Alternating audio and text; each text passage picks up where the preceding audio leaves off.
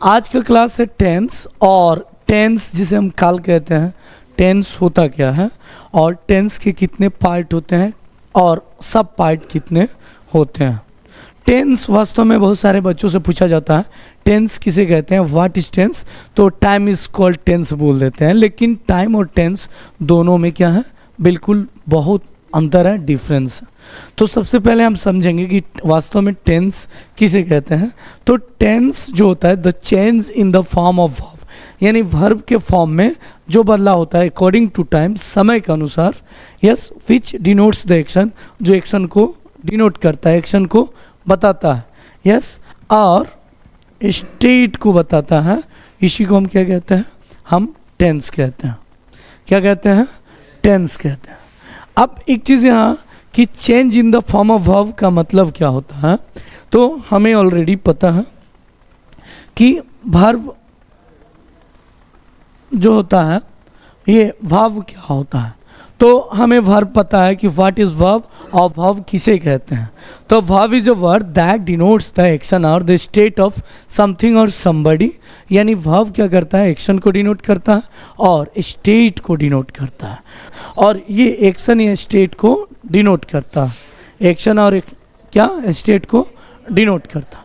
अब एक चीज़ यहाँ समझना है कि वास्तव में वर्ब क्या होता है। तो वर्ब को हम क्रिया कहते हैं हिंदी में, जो एक्शन या स्टेट को डिनोट करता है। अब देखो एक चीज़ यहाँ समझते हैं, हल्ला नहीं होना चाहिए प्लीज़, हल्ला नहीं।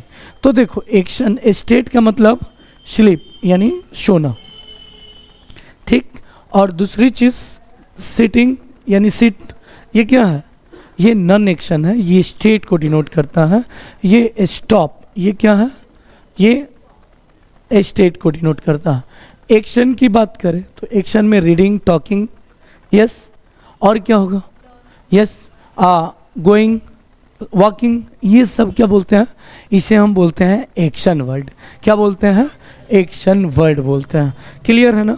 तो अब देखो वर्ब, यानी verb is a word, verb is a word that denotes the action or states of something or somebody, यानी हम क्या बोलेंगे कि जो एक्शन, यानी verb is a word that denotes the action और स्टेट ऑफ समबडी और समथिंग, यानी किसी व्यक्ति या वस्तु के अवस्था या उसके एक्शन को डिनोट करता है। क्लियर है, बोलो सब कोई। तो अब सब कोई बोलो तो a verb is a word that denotes the action or states of something or somebody, इसी को क्या कहते हैं, verb कहते हैं। अब एक चीज़ यहाँ समझते हैं कि verb को भी हम कई पार्ट में बांटते हैं। वर्ब का पहला जो पार्ट होगा, एक मेन वर्ब होता है। क्या होता है, मेन वर्ब, जिसे हम मुख्य क्रिया कहते हैं। क्या कहते हैं, मुख्य क्रिया। और दूसरा क्या होगा, एक्सुलरी वर्ब कहते हैं। क्या कहते हैं बेटा, एक्सुलरीज वर्ब कहते हैं, या हम कहीं कहीं हम देखेंगे तो इसे एक्सुलरी वर्ब कहते हैं। अब देखो एक्सुलरी वर्ब को हम हेल्पिंग वर्ब भी कह सकते हैं। हेल्पिंग वर्ब क्या कहोगे, हेल्पिंग वर्ब भी हम कह सकते हैं, हेल्पिंग वर्ब भी कहते हैं। अब एक चीज़ यहाँ समझना है कि वास्तव में मेन वर्ब क्या होते हैं। तो हमें पता है ना कि मेन वर्ब को हम 5 पार्ट में बांटते हैं। कितने पार्ट में, 5 पार्ट में, मैंने बताया। तो देखो यहाँ वर्ब 1, V2, V3, V4 और ये V5। क्लियर है सबको। तो देखो वर्ब के पहले फॉर्म को हम प्रेजेंट फॉर्म कहते हैं। क्या कहते हैं बेटा, प्रेजेंट फॉर्म। सेकेंड फॉर्म को पास्ट फॉर्म, क्या कहोगे, फर्स्ट फॉर्म। थर्ड फॉर्म को पास्ट पार्टिसिपल फॉर्म कहते हैं, और इसको हम प्रेजेंट हम पार्टिसिपल कहते हैं, और इसको यानी वर्ब के पांचवें फॉर्म को हम इन्फिनेटिव कहते हैं। क्या कहेंगे? इन्फिनेटिव। क्या कहोगे?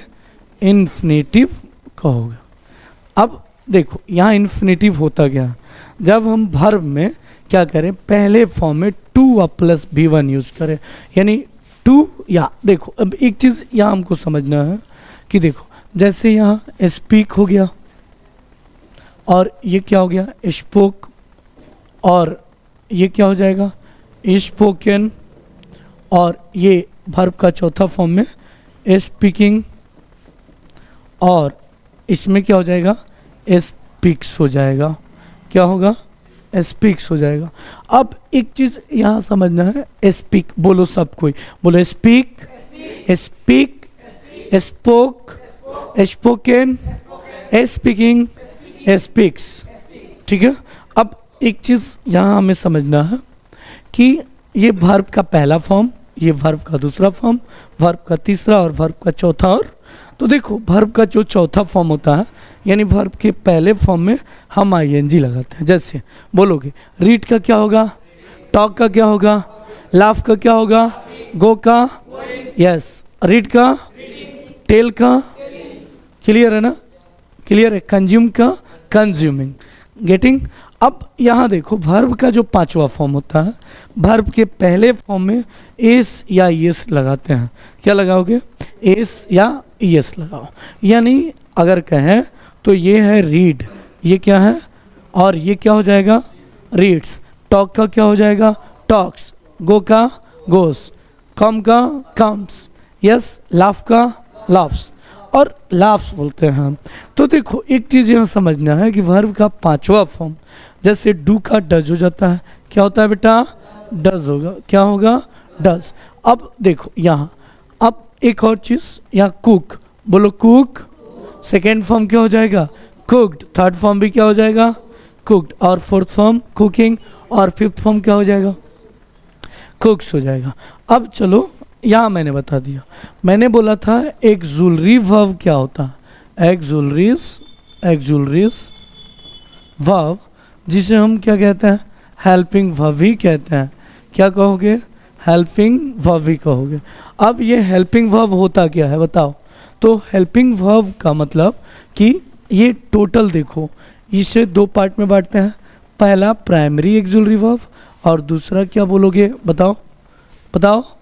Model auxiliary verb, modal auxiliary verb. ये टोटल कितने होते हैं? तो टोटल होते हैं 24। कितने होते हैं? 24। अब देखो ये जो प्राइमरी एक्सुलरी वर्ब है ये 13, और मॉडल एक्सुलरी वर्ब कितना? 11 होता। अब एक चीज़ हमेशा माइंड में सेटअप कर लेना कि मॉडल एक्सुलरी वर्ब का बहुत इंपॉर्टेंट रोल है इंग्लिश में। चाहे तुम राइटिंग स्किल्स करो, चाहे तुम स्पीकिंग करो, चाहे तुम लिखना है, राइट डाउन, क्लियर? हाँ, तो स्पीकिंग करो, ये बेहद नेसेसरी है, और इसके एक एक पॉइंट को हमें समझने की आवश्यकता है। कोई डाउट किसी को? नहीं ना? तो देखो अब यहाँ एक चीज़ समझते हैं कि हेल्पिंग वर्ब में प्राइमरी एक्सुलरी वर्ब, ये एम, इज, आर, was, वा, ये फिर से has, have, had, और फिर से यहाँ हम बात करें तो do, does और did। ये सारे के सारे क्या हैं? प्राइमरी एक्सुलरी वर्ब होते हैं। कितने? ये 13 है, 2 2 4 1 5 6 7 8 9 10 11, और क्या छूट रहा है बताओ? हाँ हाँ, नहीं sorry, am is are, was, were, नहीं ये क्या हेड है? नहीं, हो तो मॉडल में हो जाएगा। हाँ नहीं, शैल भी होता। ये 11 है, ये 13 हो जाएगा अगर इन्फिनेटिव मिला ले तो। ठीक है, क्लियर है ना? देखो 11, ये 11 होता है, मैंने गलती लिखा है, और ये 13 होता है। देखो उसमें इन्फिनेटिव कुछ ऐसे वर्ब हैं जो कि मॉडल में यूज़ किए जाते हैं। ठीक है, मैं बताऊंगा। जैसे नीड टू गो, नीड भी तो एक मॉडल एक्सुलरी वर्ब है। तो मैं बताऊंगा। तो ये सारे के सारे क्या कहलाते हैं बताओ? ये प्राइमरी एक्सुलरी वर्ब कहलाता है। प्राइमरी एक्सुलरी वर्ब कहलाता है। प्राइमरी एक्सुलरी वर्ब कहलाता है। अब एक चीज़ यहाँ समझने की कोशिश करनी है, we have to understand here कि देखो सबसे पहले यहाँ समझ लें और उसके बाद से हम लोग टेंस पर डायरेक्ट चलेंगे और एक एक सेंटेंस बोलना भी है। बोलोगे ना? चलो यहाँ देखो, देखो हम लोग एम, इज, आर या डू और डज के साथ ये किस में यूज करते हैं? प्रेजेंट में।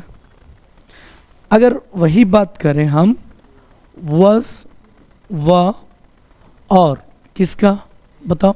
यहाँ देखो एक और चीज़ हम यहाँ छोड़ रहे हैं, पहले समझो कि पहले यहाँ हैज और हैव का भी प्रयोग हम किस में करते हैं? प्रेजेंट में करते हैं। लेकिन अगर हम वही बात करें वाज, व और क्या डीड और हैड का प्रयोग हम किस में करते हैं? पास्ट में करते हैं। और यहाँ देखो हम बात करें किसकी?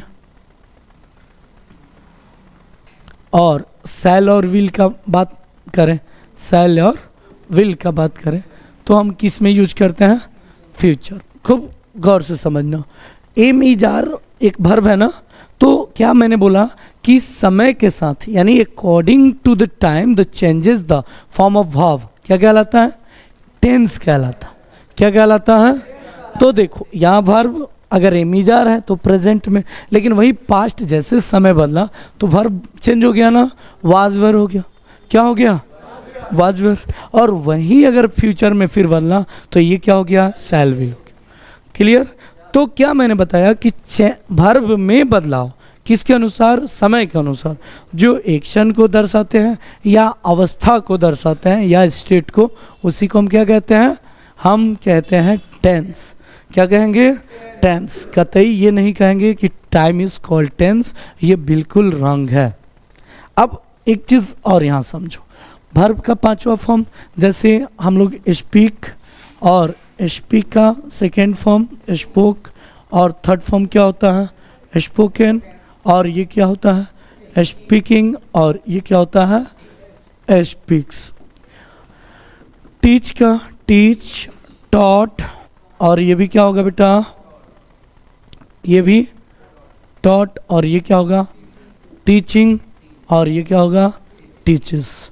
ठीक, तो देखो ये चेंज हो रहा है ना, फॉर्म क्या हो रहा है? चेंज। जैसे तुम लोग को बता दें कि मैं एक डॉक्टर हूँ तो I am a doctor. Yes, I am a doctor. और I was a doctor, I was a doctor. तो देखो ये वाज क्या डिनोट कर रहा है? वाज पास्ट की डिनोट कर रहा है, अभी नहीं है। मेरी ये स्टेट है, अवस्था थी किसकी? डॉक्टर की। क्लियर? लेकिन इमिजार का मैंने प्रयोग कर दिया। What it denotes? Present action या स्टेट को। क्लियर है? तो बोलो I am a doctor, I am a doctor, I am not a doctor, I was a doctor, I was not a doctor, I was not a. Clear है? तो tense पूरा clear है। अब चलो, अब हम लोग आ गए टेंस पर। तो टेंस के तीन प्रकार हैं, तीन टाइप्स हैं, यानी there are three types of the tense: present tense, past tense and future tense. अब देखो यहाँ प्रेजेंट टेंस होता क्या? तो प्रेजेंट टेंस का अगर हिंदी की बात करें तो इसे हम वर्तमान काल कहते हैं। क्या कहेंगे बेटा? वर्तमान काल। क्या कहोगे? वर्तमान काल। और पास्ट टेंस को भूतकाल। क्या? भूतकाल। यानी कहने का मतलब अभी जो चल रहा है, ठीक अभी के पहले का समय क्या हो जाएगा? पास्ट हो जाएगा। सब कोई बोलो क्या होगा? पास्ट। अगर बात करोगे भगा देंगे क्लास से। पास्ट क्या होगा? पास्ट। और फ्यूचर का मतलब क्या हो जाएगा? भविष्यत काल। ये या भविष्यत काल, यानी भविष्यत काल का मतलब क्या? कि आने वाला समय। अब एक चीज़ यहाँ हमको समझना है कि जब हम बात कर रहे हैं किसकी? प्रेजेंट की, पास्ट की और फ्यूचर की, तो हम क्या बनाते हैं? एक ऐसे एक लाइन लेते हैं और ये क्या है? ये पास्ट, ये क्या पास्ट, और ये क्या है प्रेजेंट, और ये क्या है फ्यूचर, ये क्या है फ्यूचर। तो ये प्रेजेंट क्या डिनोट कर रहा है, अभी, नाउ, नाउ, और इधर क्या, तो नाउ बिफोर यानी अब से पहले, नाउ बिफोर यानी क्या हो जाएगा पास्ट, नाउ बिफोर क्या होगा पास्ट, और नाउ आफ्टर, नाउ आफ्टर क्या हो जाएगा फ्यूचर। तो ये देखो नाउ यानी जो चल रहा है, जो चल रहा, क्लियर। यानी जब हम प्रेजेंट की, वर्तमान की बात करते हैं उसके लिए हम क्या यूज़ करेंगे प्रेजेंट का, और अभी से ठीक पहले यानी नाउ जस्ट बिफोर, या जस्ट बिफोर नहीं कहेंगे क्योंकि गलत हो जाएगा ना, बिफोर नाउ अब से पहले अगर बात करें तो हम किसकी बात करेंगे पास्ट की बात करते हैं, और वही अगर अभी से बाद तो हम फ्यूचर की बात करते हैं। किसकी बात करते हैं फ्यूचर की। तो अगर यहाँ पूछा जाए how many part of the tense, तो there are 3 part of the tense, present tense, past tense और फ्यूचर टेंस।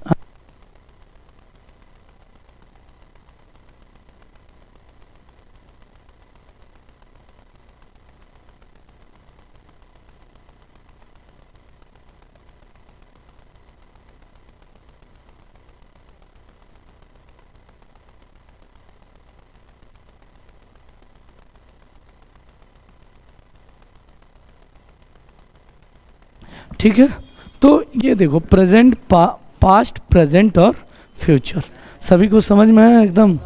हाँ, अब चलो, अब हम लोग काम कर रहे हैं।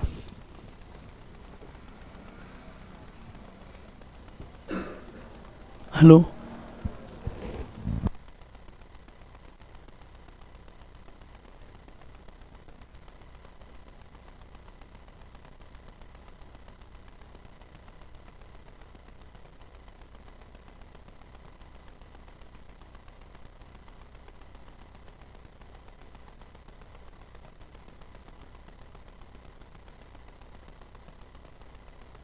हो गया ना, हो गया, क्लियर है सबको। तो देखो यहाँ प्रेजेंट टेंस बोलो, present tense, past tense, future tense. अब देखो इस टेंस के अलग अलग 4 पार्ट होते हैं, यानी प्रेजेंट टेंस को भी 4 पार्ट में बांटा गया, पास्ट टेंस को भी 4 पार्ट में, और फ्यूचर टेंस को भी 4 पार्ट में बांटा गया है। तो सबसे पहले यहाँ देखोगे यहाँ कि प्रेजेंट इसे सिंपल बोलो या इंडेफिनिट बोलो, इंडेफिनिट टेंस, यानी प्रेजेंट सिंपल या present indefinite tense, past simple या past indefinite tense, past future simple, इधर बोर्ड पर future indefinite tense, future indefinite tense. Clear है। अब चलो ये पहला। दूसरा, अगर कंटिन्यूअस क्या बोलोगे, कंटिन्यूअस या प्रोग्रेसिव, प्रोग्रेसिव या इम्परफेक्ट टेंस क्या बोलोगे, इम्परफेक्ट टेंस, इम्परफेक्ट टेंस। सी है परफेक्ट टेंस, क्या बोलोगे परफेक्ट टेंस। और ये फोर्थ जो होगा क्या, perfect continuous, continuous tense, tense. Clear. तो अब देखो यहाँ प्रेजेंट सिंपल बोलो या प्रेजेंट इंडिफिनिट, प्रेजेंट कंटिन्यूअस या प्रेजेंट प्रोग्रेसिव या present imperfect tense, present perfect tense, present perfect continuous tense.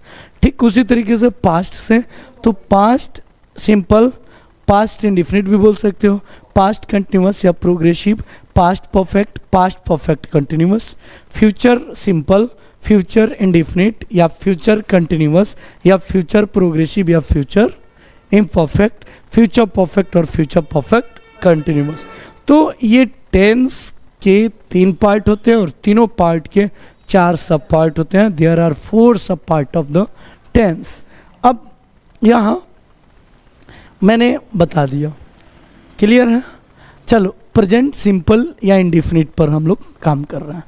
तो प्रेजेंट सिंपल होता क्या है, तो और इसके क्या रूल है। तो सबसे पहले पहचान जो होता है प्रेजेंट सिंपल का, ये होता है ता है, ती है, ते है, ता हूँ, ती हूँ इत्यादि। जैसे मैं जाता हूँ, यस, मैं पढ़ता हूँ। रेखा अंग्रेजी में बातें करती हैं, वे लोग नहीं जाते हैं। अनुज अंग्रेजी में बात नहीं करता है, मैं स्कूल में कभी नहीं जाता हूँ। क्लियर। सूर्य, यस, पश्चिम में अस्त होता है, यस। तो ये है प्रेजेंट सिंपल या प्रेजेंट इंडेफिनिट टेंस। अब इसके स्ट्रक्चर्स क्या, और स्ट्रक्चर का मतलब बनाने का, कैसे हम सेंटेंस को बनाएंगे।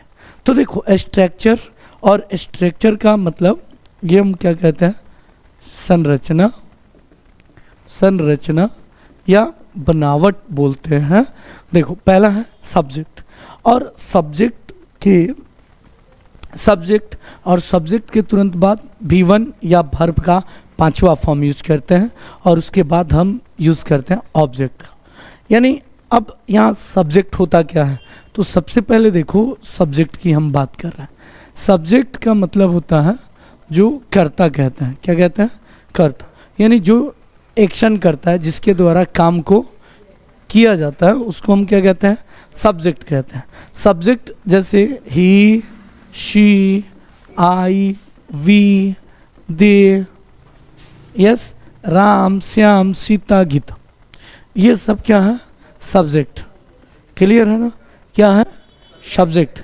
तो सब्जेक्ट जिसके द्वारा एक्शन किया जाता है या जो एक्शन करता है उसको हम कहते हैं सब्जेक्ट। ठीक है। अब देखो यहाँ एक चीज़ तुम लोगों को बता दें कि जो सेंटेंस होता है, सेंटेंसेस का मतलब क्या होता है, वाक्य। क्या होता है, वाक्य। वाक्य क्या होता है कि सेंटेंस जो होता है ये compilation of word which having the definite sense, जिसका एक निश्चित अर्थ। क्लियर है ना, या combination of the word that consist the sense, उसी को हम क्या कहते हैं, सेंटेंस कहते हैं। क्या कहते हैं, सेंटेंस कहते हैं। अब सेंटेंसेस हम नेगेटिव, इंटेरोगेटिव, अफर्मेटिव ऐसे बोलते हैं, या एक्सक्लामेटरी सेंटेंसेस बोलते हैं, ऑप्टेटिव सेंटेंसेस बोलते हैं। तो सेंटेंसेस के भी कई अलग अलग प्रकार हैं, टाइप्स हैं। ठीक है। तो सेंटेंस हमने बोला, तो सेंटेंस में सब्जेक्ट होता है, और सब्जेक्ट के बाद क्या होता है, प्रेडिकेट होता है। क्या होता है, प्रेडिकेट। तो देखो सब्जेक्ट के बाद जितने सारे वर्ड यूज किए जाए उसे हम प्रेडिकेट कहते हैं। क्या कहोगे, प्रेडिकेट कहेंगे। क्या कहोगे, जैसे I read a book, I read a book. तो इसमें एक बात बताओ, इसमें सब्जेक्ट क्या है, आई, तो ये सब्जेक्ट और बाकी क्या कहलाएंगे, प्रेडिकेट कहलाएंगे। क्या कहलाएंगे, प्रेडिकेट। जैसे अगर यहाँ दिया गया we go to market every day, every day, तो इसमें तुम्हें सब्जेक्ट क्या, वी, और बाकी सब ये तो सब्जेक्ट हो गया, और बाकी क्या कहलाएंगे, प्रेडिकेट। क्या कहलाएंगे, प्रेडिकेट। समझ में आ गया, सब्जेक्ट और इसे प्रेडिकेट। अब कंप्लीमेंट भी होता है, तो कंप्लीमेंट क्या करता है कि जब एम्फेसाइज किया जाता है उस नाउन के बारे में, यानी एग्जैगरेट किया जाता है, बताया जाता है उसके बारे में, उसको कंप्लीमेंट कहा जाता है। लेकिन अभी हम लोग को ज़्यादा जानने की ज़रूरत नहीं है, जो पढ़ रहे हैं सो पढ़ रहे हैं। क्लियर। तो सेंटेंस, तो अब यहाँ हम लोगों ने ये देखो, इसमें आई, क्या, आई, और क्या, वी, ये क्या है, सब्जेक्ट। आई वी क्या है, सब्जेक्ट। कोई डाउट किसी को नहीं ना। अब चलो यहाँ, तो स्ट्रक्चर V1 या V5। अब यहाँ हमको समझना है कि वर्ब का पहला फॉर्म यूज़ कहाँ किया जाता है, वर्ब का पांचवा फॉर्म कहाँ यूज किया जाता है। तो देखो सबसे पहले यहाँ हम लिखते हैं सिंगुलर। क्या लिखा गया है, सिंगुलर। और ये क्या है बेटा, प्लूरल। और ये है फर्स्ट पर्सन, और ये क्या है, सेकेंड पर्सन, और ये क्या है, थर्ड पर्सन, थर्ड पर्सन। यहाँ ये काम करो, ये है आई, ये क्या है बेटा वी, और ये क्या है यू, ये क्या है यू, और ये ही सी इट और सिंगल नाउन और ये है बेटा दे। अब देखो इसमें थर्ड पर्सन सिंगुलर नंबर, तो थर्ड पर्सन सिंगुलर नंबर ये, यानी ही सी इट को हम कहते हैं थर्ड पर्सन सिंगुलर नंबर। क्या बोलोगे? Third person singular number. अगर पूछा जाए थर्ड पर्सन सिंगुलर नंबर किसे कहते हैं तो क्या बोलोगे? ही सी इट को हम क्या कहते हैं? सिंगुलर नंबर, यानी थर्ड पर्सन सिंगुलर नंबर कहते हैं। तो देखो इसके साथ हम हमेशा वर्ब का पांचवा फॉर्म यूज करेंगे, यानी वर्ब के पहले फॉर्म में एस या ईएस का यूज करते हैं। वर्ब के पहले फॉर्म में क्या करेंगे? एस या ईएस यूज करेंगे। जैसे रीड का रीड्स, टॉक का टॉक्स, गो का गोस। क्लियर? और बाकी सब के साथ हम यूज करते हैं वर्ब का पहला फॉर्म। अब यहाँ एक चीज़ समझो, मैंने बताया था कि वर्ब जब सिंपल प्रेजेंट टेंस होगा तो इसमें डू और डज का हम यूज करते हैं। किसका यूज करते हैं? डू और डज का। किसका यूज करते हैं? बोलो। डू, आई डू, नहीं बोल रहे हो, I do, we do, you do, he does, she does, Ram does, they do, I do, yes, Ram and Shyam do. Clear? तो अब यहाँ केवल ही सी इट और सिंगल नेम के साथ क्या यूज करोगे? वर्ब का पांचवा फॉर्म। अब एक चीज यहाँ चलो, एक यहाँ अगर डू है तो डू का क्या हो जाएगा? डज। कहाँ यूज करोगे? ही सीट के साथ। किसके साथ करोगे यूज? ही सीट के साथ। क्लियर? तो जैसे ही डज नॉट, निगेटिव बनाओगे तो देखो यहाँ अगर निगेटिव बनाना हो, क्या बनाना हो? निगेटिव। तो क्या, यानी डज और नॉट, तो क्या बोलोगे? डजंट। क्या बोलोगे? और डू और नॉट को क्या बोलोगे? डोंट। क्या बोलोगे? डोंट बोलोगे। जैसे बोलो I don't, we don't, you don't, they don't, Ram and Shyam don't. और लेकिन ही के साथ ही डज नॉट, क्या बोलोगे? बोलो he does not, sir does not. Clear है ना? ये गलत नहीं होना चाहिए अगर पढ़ा रहे हैं तो, अगर एक गलत तो 4 डंडा मारेंगे। ठीक है, चलो क्लियर। तो निगेटिव सेंटेंस कैसे बनाया जाएगा? तो देखो स्ट्रक्चर समझ में आ गया। तो जैसे रेखा जाती है तो इस पर, तो क्या बोलोगे? रेखा जाती है तो गोज होगा ना? यस। अनुराधा नहीं जाती है तो अनुराधा डज नॉट गो। क्या? अनुराधा डजंट गो, अनुराधा नहीं जाती। अगला है सब्जेक्ट प्लस डू या डज, उसके बाद नॉट। और देखो जब भी ये डू और डज का प्रयोग हो जाएगा तो हम वर्ब का पहला फॉर्म यूज करेंगे। क्या यूज करेंगे? वर्ब का पहला फॉर्म।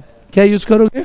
वर्ब का पहला फॉर्म, यानी सब्जेक्ट और डू या डज, उसके बाद नॉट, उसके बाद वर्ब का पहला फॉर्म, उसके बाद हम यूज करते हैं ऑब्जेक्ट। जैसे मैं नहीं जाता हूँ, आई डोंट गो। क्या बोलोगे? मैं नहीं पढ़ता हूँ, यस। वे लोग नहीं जाते हैं, दे डोंट गो। मैं जाता हूँ, आई गो। अब इसी को कॉन्ट्रैक्शंस में डू नॉट को डोंट और डज नॉट को क्या लिखोगे? डजंट। क्या लिखोगे? डजंट।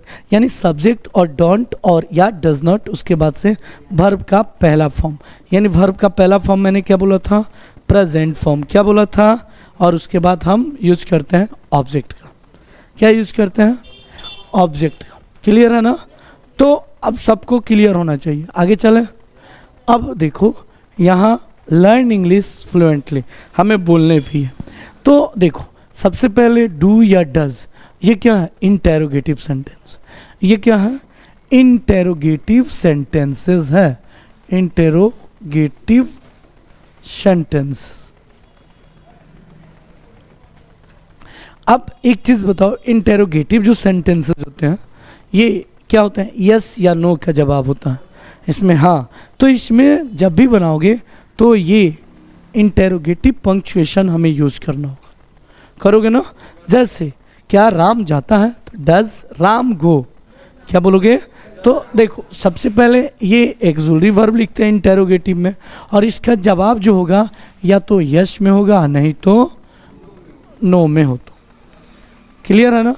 तो डू या डज, उसके बाद हम लिखते हैं सब्जेक्ट, और उसके तुरंत बाद हम बी का फॉर्म। क्यों, क्योंकि हमने बताया था ना डू और डज का प्रयोग करते हैं। अब चलो उसके बाद हम यहाँ ऑब्जेक्ट लिखते हैं। जैसे क्या राधा जाती है, तो डज राधा गो। क्या तुम पढ़ते हो, तो डू यू स्टडी, क्या बोलोगे। क्या राधा अंग्रेजी में बात करती है, does Radha talk in English. क्या वे लोग वहाँ नहीं जाते हैं, डज दे, डू दे होगा, क्या होगा, do they not go, do they. या हम ऐसे भी तो बोल सकते हैं don't they go, don't they गो। क्या वे लोग वहाँ, डोंट डू या don't they go they. Clear. आगे चलो यहाँ, या इसी को अगर हमें क्या बनाना हो, अगर हमें बनाना हो किस क्या, कि डू या डज के बाद अगर हमें नेगेटिव बनाना हो, क्या बनाना हो, नेगेटिव बनाना हो, यानी इंटेरोगेटिव नेगेटिव। बोलो इंटेरोगेटिव, जोर से बोलो इंटेरोगेटिव, इंटेरोगेटिव। देखो प्रोनाउंसिएशन सुधरेगा, interrogative negative, interrogative negative, interrogative negative. तो देखो इंटेरोगेटिव नेगेटिव में एक कंडीशन, पहले या तो डू लिखो, डज लिखो यानी एक्सुलरी वर्ब, उसके बाद लिखना है सब्जेक्ट। क्या लिखोगे, सब्जेक्ट, और उसके बाद हम लिखते हैं नॉट, और उसके तुरंत बाद हम वर्ब का पहला फॉर्म, और उसके बाद क्या लिखोगे, ऑब्जेक्ट। क्या लिखोगे, ऑब्जेक्ट। तो ये डू डज सब्जेक्ट, और उसके बाद से नॉट और वर्ब का पहला फॉर्म। तो देखो, या हम चाहें तो इसे कॉन्ट्रैक्शंस में, ऐसे कॉन्ट्रैक्शंस का जो मतलब होता है ये शॉर्ट फॉर्म होता है। क्या होता है, शॉर्ट फॉर्म। तो देखो यहाँ क्या मैंने बोला है, यहाँ मैंने बोला है डज नॉट को डोंट, डज नॉट को डू नॉट को डोंट, डज नॉट को डजंट, और ये है सब्जेक्ट, उसके बाद वर्ब का पहला और उसके बाद ऑब्जेक्ट। ठीक, ये इंटेरोगेटिव नेगेटिव। अगर वही बात करें WH का, यानी WH मैंने बोला है ना कि WH वर्ड जो सेंटेंसेस होते हैं इसमें दो वर्ड होना नेसेसरी है। WH, यहाँ भी WH, H W है, WH और W। तो इसे हम क्या कहते हैं, WH सेंटेंसेस। क्या कहते हैं, WH। जैसे राधा क्या करती है, What does राधा डू। तो इसके बाद ये सबसे पहले WH वर्ड लिखेंगे, उसके बाद लिखेंगे डू या डज। क्या लिखोगे, डू या डज। क्या लिखोगे, डू या डज। उसके बाद लिखते हैं सब्जेक्ट, और अगर निगेटिव हो, क्या हो, नेगेटिव, तो सब्जेक्ट के तुरंत बाद क्या लिखोगे, नॉट, उसके बाद वर्ब का पहला फॉर्म और उसके बाद ऑब्जेक्ट। जैसे राधा क्या करती है, देखो यहाँ राधा क्या करती है, तो क्या वाट, देखो उसके बाद डू डज ना भाई, तो राधा है तो डज ना लगाओगे, what does Radha do, what does Radha do. वे लोग क्या करते हैं, वे लोग क्या करते हैं, वे लोग कब जाते हैं, तो यहाँ वेन, और वेन मीन्स देखो व्हाट मीन्स क्या, वेन मीन्स कब, हाउ मीन्स कैसे, और वेयर मीन्स कहाँ, वाई मीन्स क्यों, और हु मीन्स किसे। ठीक है, किस। क्लियर। व्हाट बोलो, व्हाट, सब बोलो, what, what, when, when, how, how, where, why, whom. उसके बाद क्या यूज करोगे, डू या डज, डू या, उसके बाद अगर नेगेटिव हो तो नॉट, और नहीं तो वर्ब का पहला फॉर्म, उसके बाद ऑब्जेक्ट। तो देखो वे लोग कहाँ जाते हैं, तो अगर रहे वे लोग कहाँ जाते हैं, वे लोग कहाँ जाते हैं, तो देखो कहाँ, फेयर, और देखो यहाँ मैंने क्या बोला था कि वे लोग हैं, वेयर डू दे गो, वे लोग कहाँ जाते हैं। राधा किसे जानती है, यस राधा किसे जानती है, तो whom does Radha know, Radha किसे जानती है। तुम अंग्रेजी क्यों बोलते हो, तो क्या होगा, क्या होगा, यस क्यों का वाई और उसके बाद से यस डू लेगा, क्योंकि तुम, Y do you speak English, तुम अंग्रेजी क्यों बोलते हो। अनुराधा पटना कब जाती है, तो when does Anuradha go to Patna, Anuradha Patna कब जाती है। क्लियर है ना, अनुराधा पटना कब जाती। तो अब आगे यहाँ चलो, ये क्लियर है ना। तो अब बोलोगे ना, सब कोई बोलो, where do they go, where do they go, clear है ना। बोलो, whom does Radha know, whom does Radha know, why do you speak English, why do they learn English, when does Anuradha go to Patna. Clear है ना। अब जैसे अब बोलना है, मैं पूछ रहा हूँ तुम लोग को बोलना है, मैं जाता हूँ, मैं नहीं जाता हूँ, वे कब जाते हैं, yes way, when do they go, when do. Clear है ना। आगे चलो,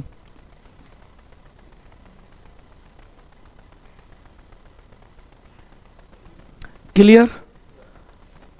अब चलो, आखिर हम सिंपल प्रेजेंट टेंस का यूज कहाँ करें, और सिंपल प्रेजेंट टेंस का यूज़ हम बहुत कंफ्यूज रहते हैं। तो सबसे पहला जो यूज़ है, या हैबिचुअल और रेगुलर और रिपीटेड एक्शन, यानी जो हमारे हैबिट में, जो हमारे हैबिट में है। जैसे मैं प्रतिदिन स्कूल जाता हूँ, मैं हमेशा अपना काम समय पर कर लेता हूँ, ये क्या है, आदत को डिनोट कर रहे हैं। फिर से रेगुलर और रिपीटेड एक्शन, जैसे सूर्य पूरब में उगता है, यस पृथ्वी अपने अक्ष पर क्या करती है, रोटेट करती रहती है। तो ये यूनिवर्सल ट्रूथ को भी डिनोट कर रहा है, तो मैं बताऊंगा अभी यूनिवर्सल।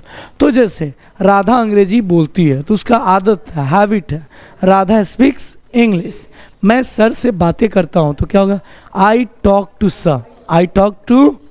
मैं प्रतिदिन अंग्रेजी नहीं पढ़ता हूँ, क्या होगा, yes I don't read English every day. ठीक। और रिपीटेड एक्शन, जो काम दोहराया जाता है, उसके लिए भी हम यूज करते हैं। जैसे Shreyansh goes to bed at 11 PM, यानी श्रेयांश। तो यहाँ क्या देखोगे, ये क्या है, सब्जेक्ट है, और सब्जेक्ट के बाद V1 या V5, उसके बाद मैंने क्या बोला था, ऑब्जेक्ट बोला था। तो Shreyansh third person singular number है, सो हमने यहाँ यूज़ किया है क्या, गोज का। क्या यूज़ किया है, हमने क्या यूज़ किया है, गोज का। क्या यूज़ किया है, गोज का। तो Shreyansh goes to bed at 11 PM, Shreyansh 11 बजे बेड पर जाती है, यानी उसका ये हैबिट है, आदत है, यस या रेगुलर भी बोल सकते हैं। अब चलो अगला जो सेंटेंस है, दे वर्क, यानी ये दे और वर्क वर्ब का पांचवा या पहला, यस वर्ब का पहला फॉर्म यूज करेंगे। तो they work 10 hours a day, यानी वह क्या, यस वह 10 घंटे काम करता है, यस वह 10 घंटे काम करता है।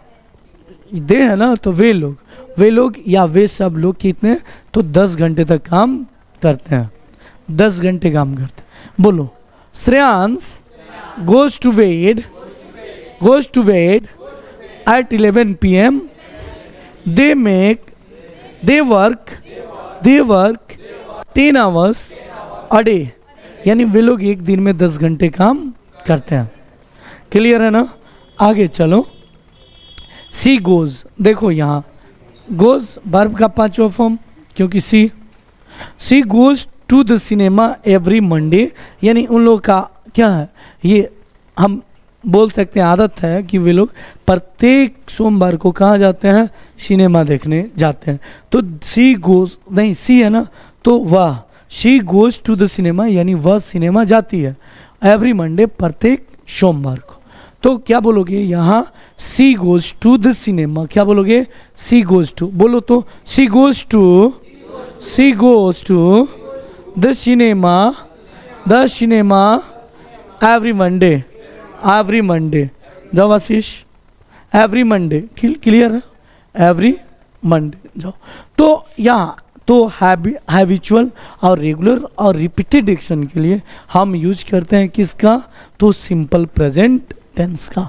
अब यहाँ देखो कि Ram and Mohan are students, ये क्या है, स्टेट में मैंने बताया था ना कि जो टेंस होते हैं ये आपकी स्टेट अवस्था को भी डिनोट करती हैं। तो Ram and Mohan are student, Ram और मोहन क्या हैं, छात्र हैं। यस, क्या सीता डॉक्टर है, तो क्या बोलोगे, इज सीता डॉक्टर, क्या बोलोगे, यस मैं डॉक्टर हूँ, क्या बोलोगे, मैं डॉक्टर नहीं हूँ, क्या बोलोगे, वे लोग डॉक्टर हैं, क्या बोलोगे, यस। तो यहाँ राम एंड मोहन आर का यूज किया गया, क्यों, क्योंकि हम दो व्यक्ति की बात कर रहे हैं, दो पर्सन की बात कर रहे हैं। तो Ram and Mohan are student, Ram और मोहन क्या है, स्टूडेंट। अगला है we go to school every day. तो देखो ये subject we go to school every day, यानी हम लोग प्रत्येक दिन या प्रतिदिन स्कूल जाते हैं। अगर वही इंटेरोगेटिव रहेगा, क्या हम लोग प्रतिदिन स्कूल जाते हैं, तो क्या यूज करोगे, do we go to school every day. Yes, हाँ हम लोग प्रतिदिन स्कूल जाते हैं, तो क्या बोलोगे, यस वी गो, हाँ हम लोग प्रतिदिन स्कूल जाते हैं। या हम ऐसे भी बोल सकते हैं यस वी डू, या हम ऐसे भी बोल सकते हैं यस वी डू, हाँ हम लोग स्कूल तो जाते हैं, बोल लोगे ना। अब अगला है देखो, दे गेट अप एट 6 AM, क्या बोलोगे, दे गेट अप, क्या बोलोगे, दे get up at 6 AM every morning, यानी वे लोग 6 बजे सुबह जगते हैं। यस, दे गेट अप, क्या बोलोगे, और गेट अप मीन्स क्या होता है, जगना, बिछावन छोड़ देना। तो यहाँ they get up, yes at 6 PM, देखो एट का प्रयोग AM, yes they get up 6 AM every morning, यानी वे लोग सुबह में 6 बजे जगते हैं। यस, क्या वे लोग सुबह में 6 बजे जगते हैं, तो दे है, तो do they get up at 6 AM every morning, बिल्कुल होगा भाई, क्लियर है ना, do they get up at 6 AM every morning, clear है ना, बोलो। या Ram and Mohan are students, we go to school every day, they get up at 6 AM every morning. अब चलो, he often comes here at night, वह अक्सर, देखो यहाँ हम बात किए हैं ऑफन की, किसकी बात किए हैं, ऑफन। तो देखो ऑफन का मतलब अक्सर होता है, ही ऑफन कम्स, ठीक है, हियर एट नाइट, वह अक्सर यहाँ रात में आता है। यस, वह हमेशा अंग्रेजी में बात करता है, ही always talk in English, he always talks in, clear है ना। तो ऑफन, यहाँ मैं कभी कभी उससे बात करता हूँ, आई रेयरली या सेल्डम, यस रेयरली, क्या बोलोगे, यस मैं कभी कभी उससे बात करता हूँ, I rarely talk to him, यानी कभी कभी, या हम बोल सकते हैं सेल्डम, क्या बोल सकते हैं, यस मैं कभी कभी उससे बात करता हूँ, मैं कभी कभी उन लोगों से बात नहीं करता हूँ, तो क्या बोलोगे, यस। तो देखो मैं कभी कभी उससे बात नहीं करता हूँ, तो देखो यहाँ अगर है मैं कभी कभी उससे बातें नहीं करता हूँ, तो ये क्या है बताओ, नेगेटिव है। यस, तो मैं कभी कभी I don't talk to him seldom. क्या? सेल्डम। क्या बोलोगे? सेल्डम। क्या बोलोगे? सेल्डम। मैं कभी कभी उससे बातें नहीं करता हूँ। क्लियर है ना? सबको समझ में आया है? रहने दे। यस, ठीक है, थैंक यू। अगला क्लास इसी से रिलेटेड होगा, पूरा क्लियर करा देंगे, तो ठीक है।